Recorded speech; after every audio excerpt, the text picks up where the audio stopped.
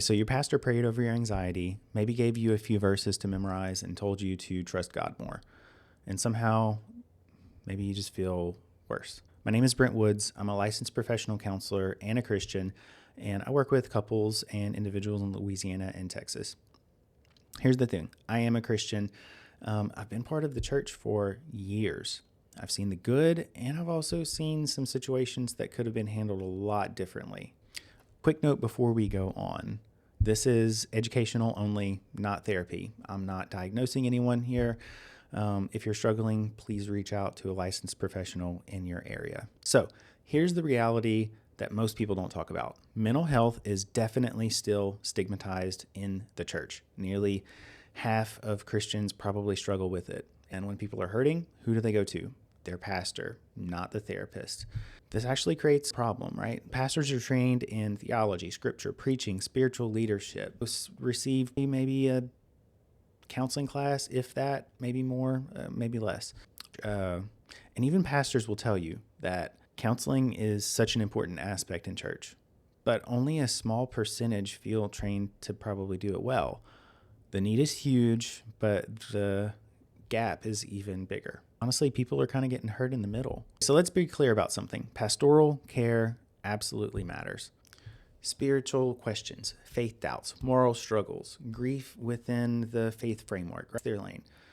And it's absolutely good and necessary. But where things go wrong, depression gets labeled as a sin issue. Anxiety becomes a faith problem. Trauma gets spiritualized away. Good intentions actually have real damage. Let me give you a scenario that happens more than you probably think. Let's say this woman has a baby. Afterwards, she's dealing with some really bad intrusive thoughts. Deep depression. She goes to the pastor, and he automatically hops to spiritual warfare. He does a deliverance prayer, tells her to rebuke the enemy and pray harder, gives her verses about fear. But what's actually going on here? Postpartum depression, a medical condition involving hormones and stuff going on inside of her head that she's just not necessarily in control of. She needs therapy, possibly medication.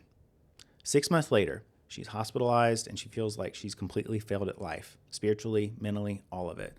And the cost of confusing spiritual care with clinical. So why does it keep happening? Most pastors genuinely do care, yeah, but they know they're in over their heads.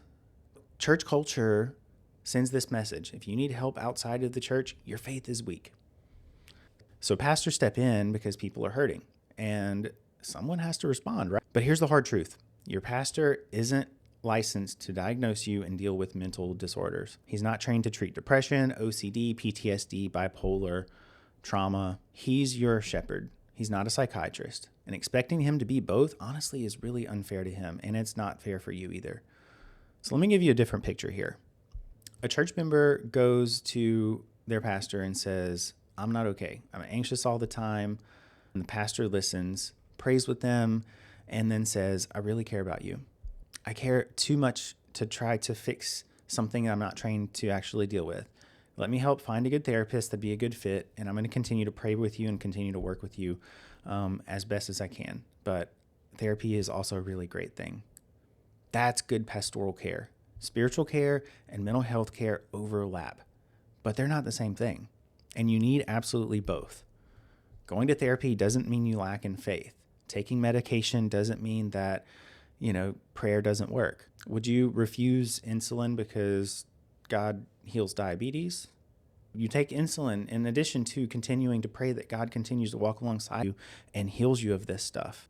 So while we're on this topic, here's some red flags to pay attention to. If a pastor is diagnosing you or reducing everything to just saying pray more or just saying have more faith, that's not help. It's minimizing, and it's just not helpful at the end of the day. Healthy churches normalize referrals to outside sources. They partner with therapists. They know that therapy is really important. They don't see therapy as a threat to what the church offers and what the church can do. People actually get help. I'm not anti-pastor. I'm a huge proponent of the church. I'm a huge proponent of mental health. They overlap, like I said earlier. I've just seen so many problems and situations and people in my office right here where people have been told to pray more, pray harder, and then the follow through just is not there. And they're never made a referral to a therapist at all, ever. And so then they get to me and there's just a lot of stuff that they're dealing with on top of church hurt. Listen, God gave us pastors. God also gave us therapists. You deserve really good spiritual care and you deserve really good mental health care. They work together, not against each other. If you broke your leg, would you go to your pastor and say, hey, can you pray for me? No, it would say, hey, can you pray for me while we're driving to the ER? Your mental health deserves the same. Faith was never meant to replace medicine, and medicine was never meant to replace faith. It also doesn't mean you have to suffer in silence if you're dealing with things. You deserve real help. If this resonated with you, I want to know in the comments. Leave your thoughts below. Have you experienced this in church? Have you dealt with a situation like this or know somebody that's dealt with a situation like this? Are you a pastor that's navigating some really tough situations and, you feel where I'm coming from? Like there's just so much pressure from everyone, look, your story matters. And if you want to have more conversations about, look, your story really matters. And I just want you to know that, whatever you're dealing with, like it's really important. Please don't stay with it by yourself. If you like the content, please click the subscribe button below. I do lots of conversations about therapy, mental health, faith, all kinds of topics. So make sure you click the subscribe button and we'll see you on the next one.